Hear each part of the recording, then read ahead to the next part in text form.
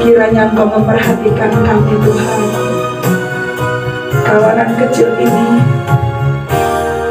yang merindukan hadirat Tuhan, merindukan kekuatan Tuhan nyata atas hidup kami, merindukan untuk menjadi anak-anak kesukaan Tuhan, menjadi kekasih-kekasih hati Tuhan. Dan kami rindu Tuhan, walaupun kami ini kecil, kami bukanlah siapa-siapa, kami hanya debu. Tapi setitik debu ini biarlah bersinar di hadapan Tuhan. Dan Engkau melihat kami yang kecil ini Tuhan. Nyatakan mukjizat-Mu Tuhan, nyatakan kuasa-Mu atas tempat ini, atas kami semua yang hadir di tempat ini. Nyatakan firman-Mu, kata-kata-Mu yang ajaib, yang menyembuhkan kami, yang menguatkan kami, yang membuat kami berjalan di dalam terang. Terpujilah nama Tuhan, kami sambut firman Tuhan di dalam nama Tuhan Yesus Kristus. Haleluya. Amin. Silakan duduk Bapak Ibu sekalian. Mari kita membuka Alkitab kita di dalam Mazmur pasal yang ke-90.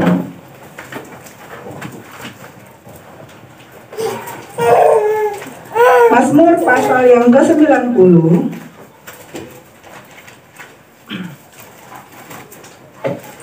ayat 7 sampai dengan yang ke-12. Mazmur pasal 90 ayat yang ke-7 sampai dengan yang ke-12. Nanti Bapak Ibu akan membaca bergantian.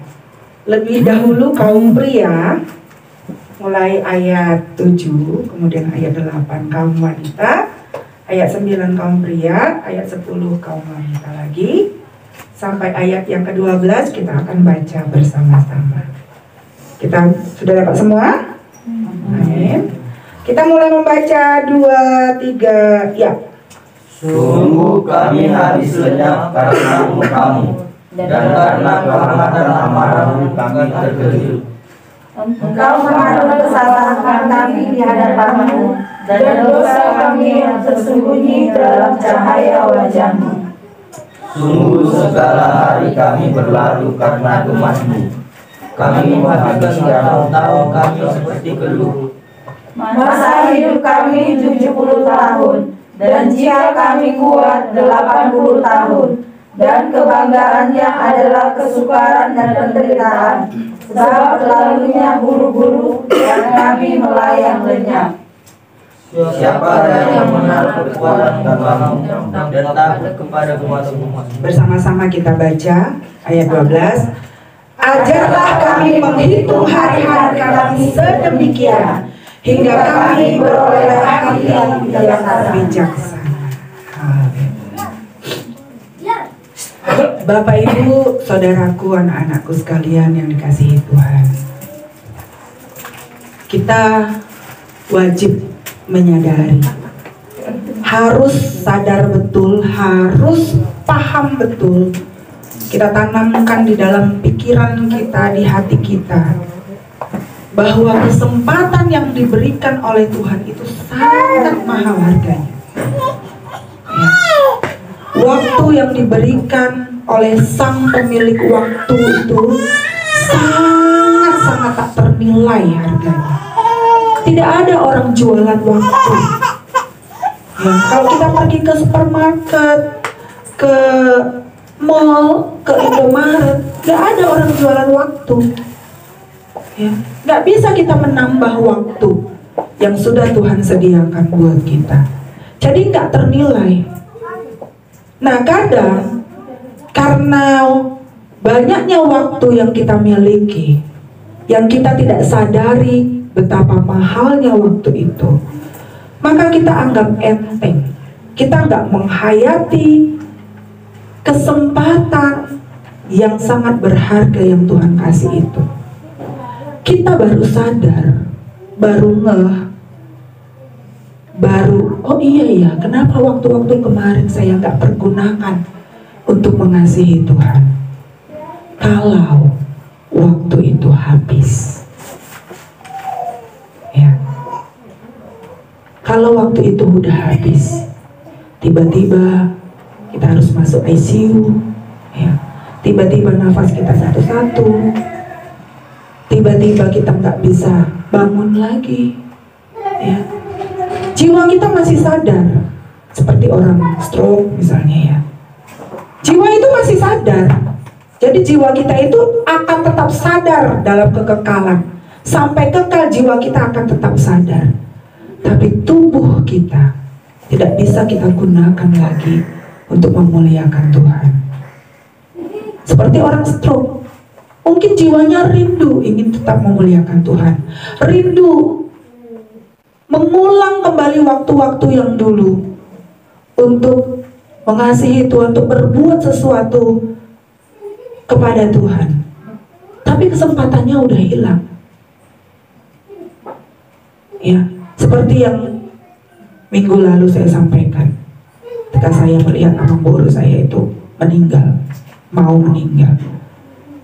Jiwanya saya yakin itu sadar, ya, tapi dia masih menyimpan dendam, sakit hati, kepahitan yang harusnya sudah dia lepaskan sebelumnya. Jadi dia nggak bisa berbuat apa-apa lagi. Jadi dia baru sadar, orang akan baru sadar, kita akan baru baru paham jika waktu yang Tuhan berikan kepada kita diambil. Ya. Jadi, yuk kita gunakan kesempatan kita ini. Sedikit kok kesempatan kita ini, sebenarnya sedikit. Tadi firman Tuhan berkata, berapa lama umur kita, berapa lama firman Tuhan mengatakan 70 kalau sehat. Iya, suamiku meninggal di 46 tahun. Siapa sekarang yang umur 46? Kenal ya, Bu? Pak Geri masih muda, masih 27 kan, Pak? Iya, iya. Tambahnya berapa, ya kan? Masih muda kita semua. Tapi hati-hati. Inilah yang menjadi jerat iblis, ya. Yang menjadi jerat iblis itu kayak gini, masih lama ya Bu kami mati. Ya, ibu ini cerita mati-mati aja loh. Ya memang itu fakta. Itu tuh fakta. Orang di dunia ini kan tujuannya cuma apa? Mati kan? Kayak apapun kita berusaha keras, cari jodoh yang ganteng, yang keren, yang hebat, yang cantik jelita, ya kan, sekolah setinggi-tingginya, cari karir sebagus-bagusnya, kumpulkan emas sebanyak-banyaknya, kekayaan sebanyak-banyaknya, tanah sebanyak-banyaknya. Tujuannya ke situ juga. Orang jelek, orang cantik, orang ganteng mati. Ya, orang kaya, orang miskin mati. Ya kan? Orang berpendidikan, tidak berpendidikan mati. Pendeta apalagi duluan mati itu nanti. Iya kan? Jadi kesempatannya kita gunakan. Ya cuma 70 tahun. Jadi mulai kita hitung-hitung lah, kira-kira berapa tahun lagi ya? Berapa tahun lagi nih kita? Ya, tapi tidak menutup kemungkinan bahwa umur pendek pun Tuhan bisa ambil, umur panjang pun Tuhan bisa ambil. Nah, kesempatan yang diberikan Tuhan itu kesempatan apa? Yang harus kita pergunakan kesempatan ini, kesempatan untuk apa? Ya, jadi mari perhatikan hidup kita. Yang pertama, kesempatan yang diberikan Tuhan adalah untuk kita hidup di dalam Tuhan. Pilihannya cuma dua. Kalau tidak hidup di dalam Tuhan, berarti hidup di dalam setan. Setan itu berkamuflase dengan dunia ini. Ya, ingat waktu setan mengajak Tuhan Yesus, lihat itu keindahan dunia, betapa kerennya dunia ini, betapa bagusnya rumah-rumah di sana, betapa indahnya mobil-mobil di sana, betapa gemerlapnya dunia ini. Semua itu akan kuberikan kepadamu, asal apa? Engkau sujud menyembah aku. Hati-hati dengan kenikmatan, keindahan, tipu muslihat dunia. Tuhan Yesus mau gak? Enggak kan? Masa kita yang katanya pengikut Yesus mau mencari itu? Mencari keindahan dunia? Kita harus hidup di dalam Tuhan, bertumbuh terus dalam kebenaran. Caranya kayak mana? Ia haus dan lapar akan kebenaran. Kalau kita tidak haus dan lapar akan kebenaran, tidak haus dan lapar akan firman Tuhan, tidak mungkin hal yang mustahil. Bukan hal yang mustahil ya. Hal yang mustahil kita hidup di dalam hadirat Tuhan. Kalau kehausan dan kerinduan kita itu bukan kepada kebenaran, mustahil. Ya. Ketika kita hidup di dalam Tuhan, bertumbuh dalam kebenaran firman Tuhan, maka dari situlah kita punya kesempatan kedua. Ini kesempatan yang paling berharga Bapak Ibu, yang tidak semua orang bisa. Ini sangat sulit. Apa? Menjadi anak Tuhan. Jadi jangan sembarangan kita bilang anak Tuhannya aku. Kayak ada yang apa Pak? Yang WA ya, hamba Tuhannya aku. Weh, jangan sembarangan bilang hamba Tuhan, jangan sembarangan bilang anak Tuhan. Jangan ngaku-ngaku jadi anak Tuhan kalau ternyata hidup kita itu masih mencerminkan sikap perilaku anak setan. Tidak semua orang berhak menjadi anak. Ya. Ketika menjadi anak Tuhan, ingat, ahli waris itu menjadi hak kita, ya kan? Ahli waris kerajaan surga loh. Zaman dulu saya waktu masih kecil, saya senang banget tuh jadi prinsesan, ceceknya gitu kan, pakai baju panjang, mutar-mutar. Anaknya rajanya aku, anaknya raja. Karena bayangan saya itu, raja tuh kan hebat, dia punya kastil, istana yang keren, pakai mahkota. Wih, apa saja yang aku mau dituruti, bajuku banyak, bonekaku banyak. Waktu kecil pikiran saya seperti itu, ya kan? Senang jadi anak raja, pengen. Nah, kita itu diberi hak sekarang untuk menjadi anak-anak kerajaan di langit baru dan bumi baru. Kita punya hak untuk itu. Kita punya peluang, kesempatan untuk itu. Tapi wani biro,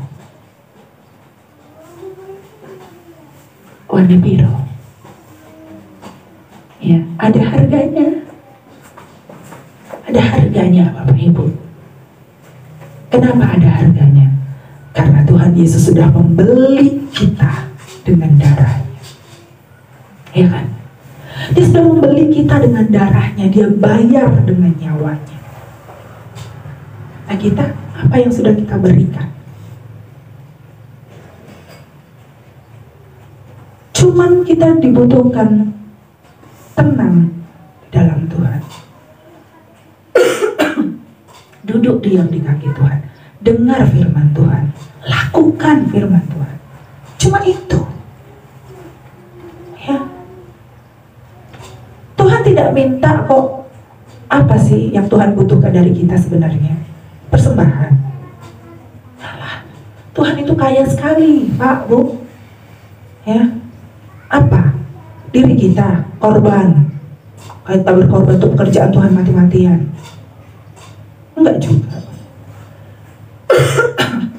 Enggak juga. Ya. Kalaupun kita hidup benar, hidup suci, hidup kudus, itu belum ada apa-apanya di hadapan Tuhan. Kita berjuang aja terus, belum ada apa-apanya. Masih banyak orang-orang kudus yang contohnya seperti Petrus, ya, matinya aja disalib terbalik. Masih banyak, kita belum apa-apanya. Tapi saat ini mungkin inilah kapasitas kita, masih inilah. Tapi yang saya harapkan, terutama kita di GSKI Baligi, inilah dulu, haus dan laparlah dulu akan kebenaran. Itulah dulu. Ayo kita cari firman Tuhan itu. Ada waktu-waktu luang kita dengar firman Tuhan. Janganlah yang lain, ya, janganlah yang lain. Duduk diam di kaki Tuhan, doa pagi, bangunlah, berdoalah, ya kan? Berdoalah. Kalau kamu nggak mau berdoa, kalau kamu nggak mau duduk diam di kaki Tuhan, pasti kamu akan duduk diam di kaki setan. Itu pasti. Pasti itu. Karena setan itu punya kekuatan untuk menyeret kita jauh sejauh-jauhnya dari Tuhan. Ya. Saya kemarin karena saya sakit, saya memang benar-benar nggak bisa bangun karena begitu pusing dan begitu sakit, badan saya disentuh aja sakit. Itu saya nggak doa pagi hari apa itu, saya lupa. Dan itu saya menyesalnya sepanjang hari. Aduh Tuhan, kayak mana? Jadi tempat tidur pun tetap saya memuji Tuhan, bukan mau meninggikan diri ya, karena saya menyesali itu. Ternyata tidak berada di hadirat Tuhan sepanjang hari itu, apa ya, kalau orang Jawa bilang muspro, sia-sia hidup itu. Tapi memang karena keadaan saya sakit. Tapi besoknya saya paksa, saya mau ada dekat Tuhan. Saya mau ada dekat Tuhan. Bapak Ibu, tadi pagi saudara saya sudah habis, nggak bisa. Sepanjang ibadah tadi, saya paksa memuji Tuhan. Saya percaya hadirat Tuhan itu menyembuhkan saya. Tuhan, saya ingin Tuhan menyampaikan kebenaran Tuhan melalui saya. Saya rindu itu. Tolong pakai saya Tuhan. Segala penyakit, segala keterbatasan yang saya miliki, saya letakkan di kaki Tuhan. Saya percaya mujizat Tuhan terjadi. Dan terjadi. Aturan saya nggak bisa bicara kayak gini. Nah, suara saya habis. Ya, saya tahu karena Tuhan mau bergerak di sini. Tuhan mau bergerak di GSKI Baligi ini. Hadirat Tuhan mau bergerak. Jadi kita, ayo siapkan diri. Kita siapkan diri. Gak apa-apa kita sedikit, tapi kegerakan Tuhan itu harus terjadi melalui jemaat GSKI Baligi, melalui kita di sini. Dan harus ada perubahan hidup kita. Jadi kegerakan Tuhan gak akan terjadi kalau kita gak memaksa diri berubah. Berubah mulai kapan? Mulai ganti rutinitas kita. Ya, rutinitas kita setiap hari, ayo kita ganti.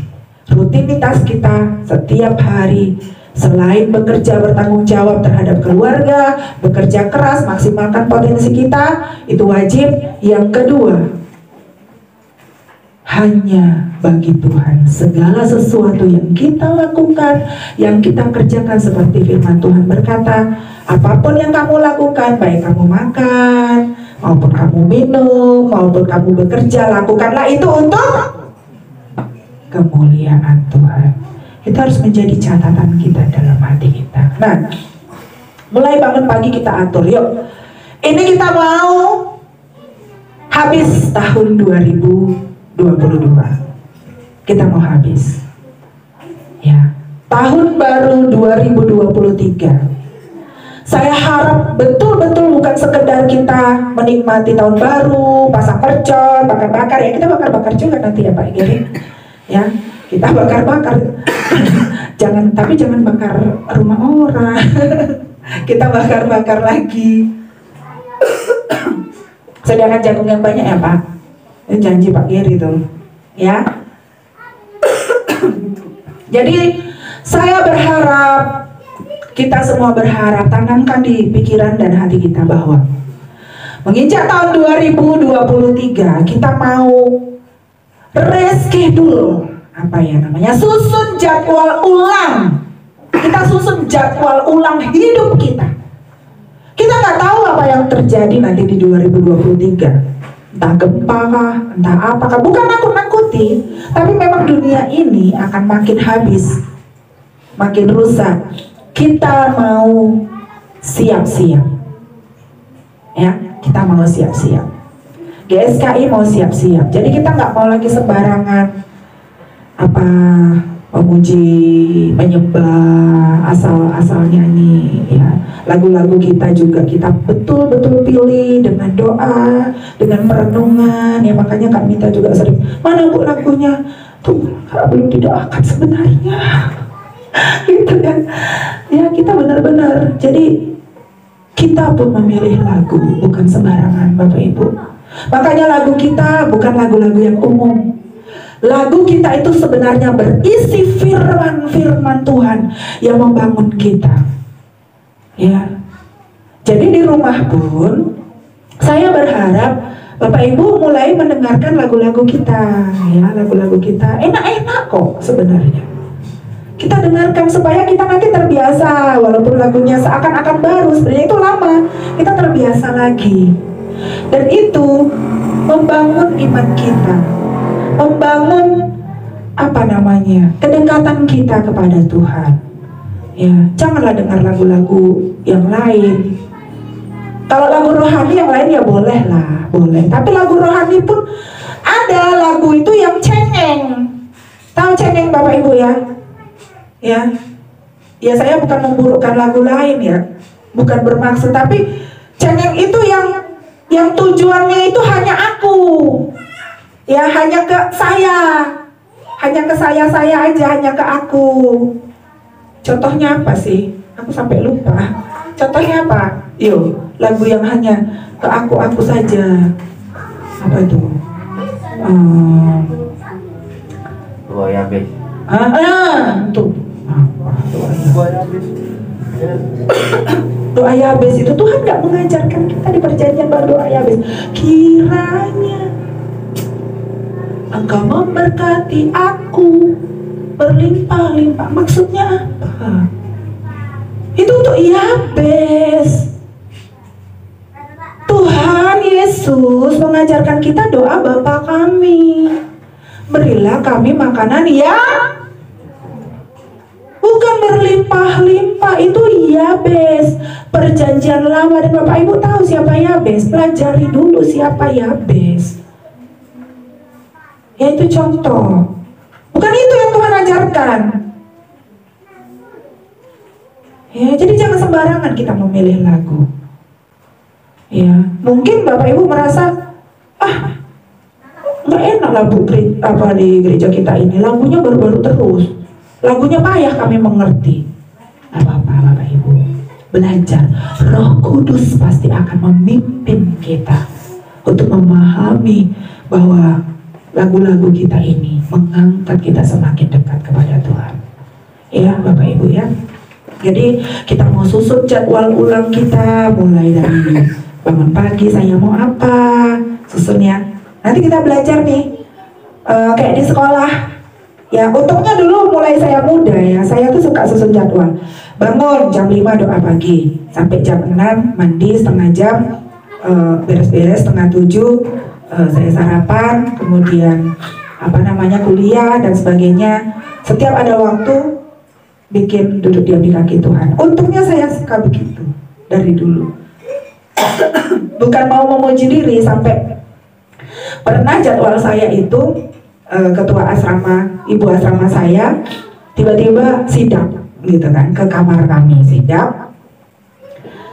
Dia sangat terkesan. Ya, kamu ternyata orangnya punya schedule yang baik, kata kepala asrama waktu itu. Maka saya dipilih jadi ketua asrama, punya schedule yang baik. Artinya apa? Bukan saya mau membanggakan diri. Jika kita punya schedule yang baik, jadwal yang baik di hadapan Tuhan, Tuhan pasti meninggikan kita. Tuhan pasti memakai kita. Bapak Ibu pengen kan dipakai Tuhan? Pengen gak? Atau masa bodoh dengan pekerjaan Tuhan? Pengen kan? Pasti Bapak Ibu ada kerinduan dipakai Tuhan. Tuhan tidak akan memakai orang yang sembarangan. Yuk kita benar-benar atur diri kita, atur jadwal kita di hadapan Tuhan. Setiap kali ada waktu saya mau duduklah, cari Tuhan lah, dengar firman Tuhan lah. Bukan cari online, belanja online. Bukan cari apalagi yang viral di YouTube. Nanti kalau kamu kita cerita tentang si Sambo, pintar kali kita, jago kali kita. Oh sudah kayak gini. Tapi tentang Tuhan kita tidak tahu apapun. Rendah kita di hadapan Tuhan, tak bernilai kita di hadapan Tuhan. Kita tidak tahu apapun tentang kebenaran. Bertobat kita ya.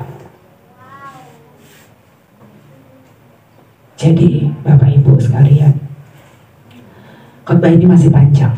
Kita mau panjang hari ini ya Pak Nisa, karena kita mau akhir tahun, kita mau menutup tahun ini dengan betul-betul hidup dalam kesucian. Regul dengan tuh ya, regul dengan tuh.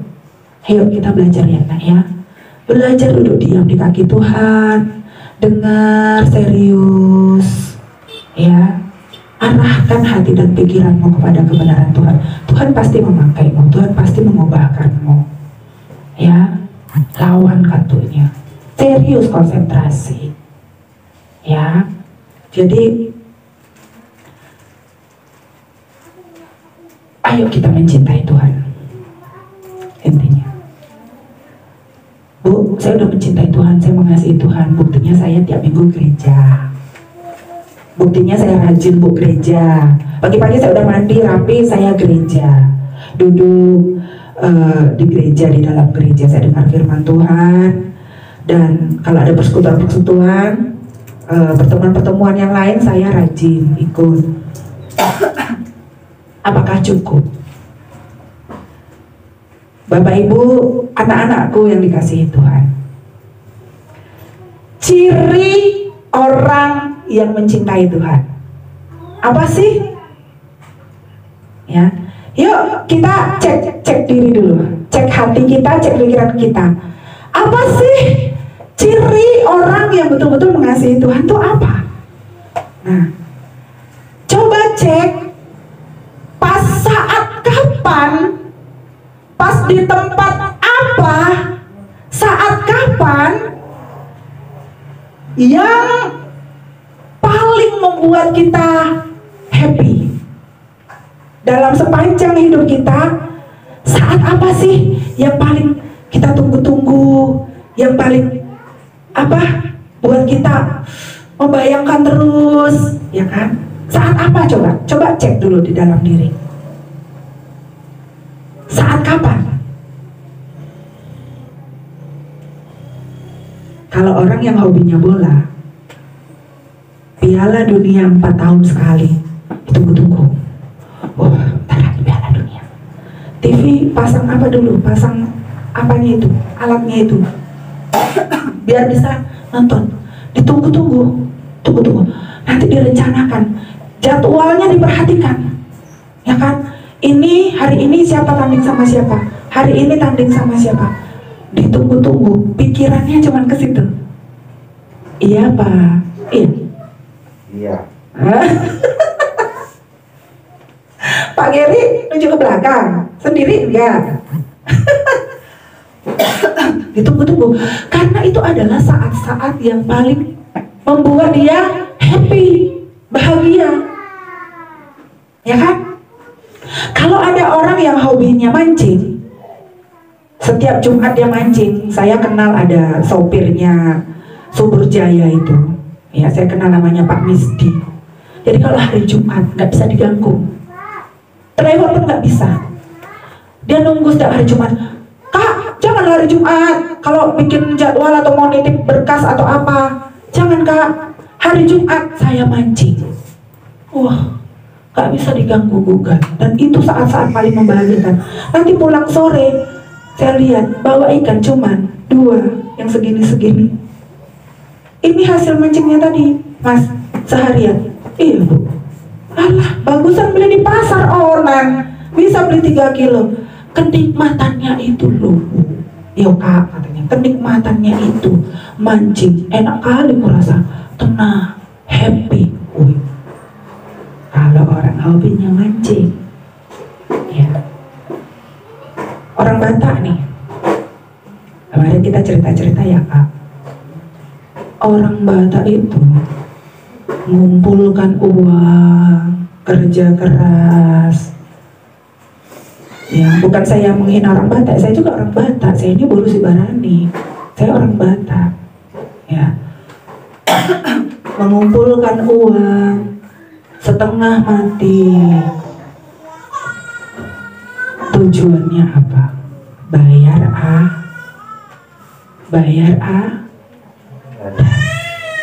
Karena cuman itu di pikirannya. Kalau enggak adat, enggak betul, enggak iya, enggak keren di mata masyarakat. Ya, sedapat mungkin saya meradat. Ya, kalau meninggal orang tuaku harus diadati nagok. Ya, harus. Ya, bahkan sampai jual tanomahiang, tanomarai. Tahu itu? Tahu yuk? Tanah yang kering dan tanah yang basah. Sawah dijual tanah basah, tanah kering, tanah kebun dijual demi adat. Malu kalau nggak beradat. Bukan tidak boleh beradat, saya ikut adat, tapi tidak menjadikan itu segala sesuatu yang menjadi tujuan satu-satunya hidup saya. Ya, tak boleh. Nikah harus beradat lah. Ya, adat lebih penting daripada berkat Tuhan. Berkat Tuhan itulah yang penting. Pasu-pasu dari Tuhan itulah yang paling penting. Catat itu dalam hati kita. Ya, kalau kita ada uang, ada rezeki, boleh dilaksanakan adat, tapi tidak sampai berhutang, tidak sampai habis-habisan. Boleh, tapi kalau cuma itu yang jadi tujuan utama, mau maradat kek, boleh, mau nggak maradat pun oke, itu baru benar. Jadi kalau sesuatu hal itu menjadi lebih penting daripada Tuhan, itu jadi berhala dalam hidup kita. Ingat itu, kita bukan penyembah berhala. Kita bukan penyembah berhala. Ingat itu. Tuhan yang menjadi bagian utama dalam hidup kita. Tuhan yang menjadi bagian satu-satunya kebahagiaan kita. Jadi kalau tidak sama visi kita, tidak sama pikiran kita, gak apa-apa. Silahkan cari gereja, cari gembala, cari orang tua yang satu visi dengan Anda.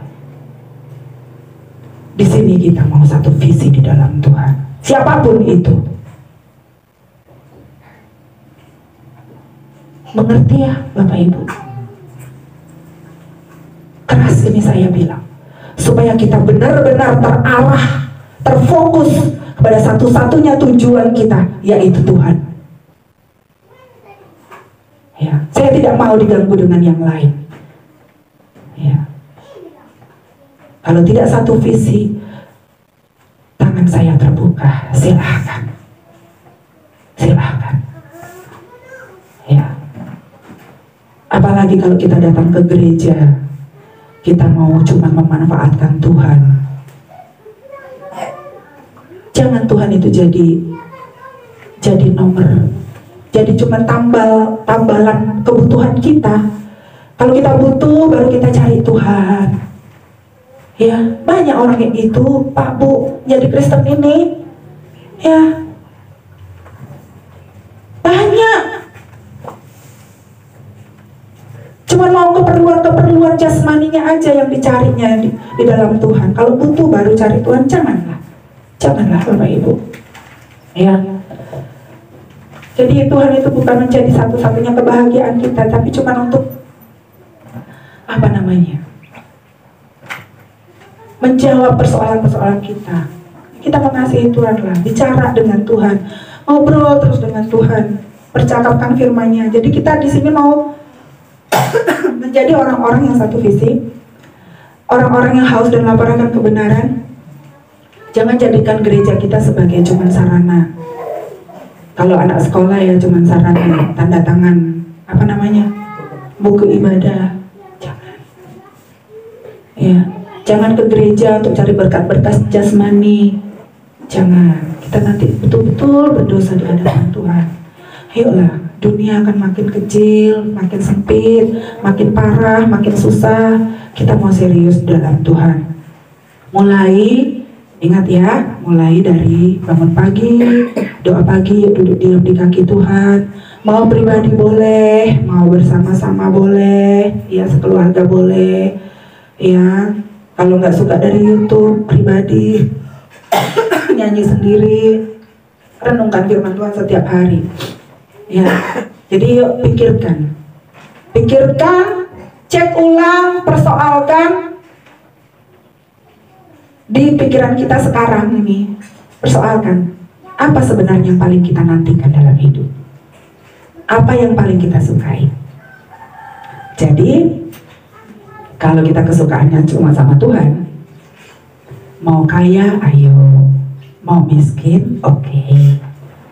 Mau senang, keadaan nyaman semua, oke, kita tetap sama Tuhan. Mau keadaan susah, gak masalah, ya kan? Gak masalah. Mau apa lagi? Semua aman-aman, oke. Seperti badai, ada gelombang-gelombang, juga oke. Ya. Yang paling enak itu dekat sama Tuhan. Itu cuma yang paling enak. Cuman itu. Ya. Karena kalau dalam Tuhan, pikiran kita ini seperti diterangi. Jadi kita nggak bodoh. Nah, satu hal ini kok terlintas ya dalam, saya sudah mau mengakhiri ini sudah mau akhir. Kok ini tiba-tiba terlintas, Roh Kudus kiranya berbicara kepada kita sekalian. Kalau kita di dalam Tuhan itu pikiran kita diterangi dengan hikmat. Hikmat itu kepandaian. Jadi kita nggak bodoh memutuskan apa yang harus kita lakukan dalam hidup. Kita dikasih kepintaran. Harus cara kayak mana kita melepaskan diri dari persoalan-persoalan hidup. Ini. Jadi belakangan memang Tuhan tuh kasih hikmat ya kepada kita. Tuhan kasih hikmat.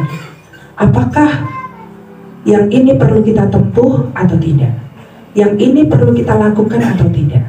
Yang ini kita iyakan atau tidak? Tuhan akan kasih hikmat. Itu. Cari hikmat itu. Takut akan Tuhan adalah sumber segala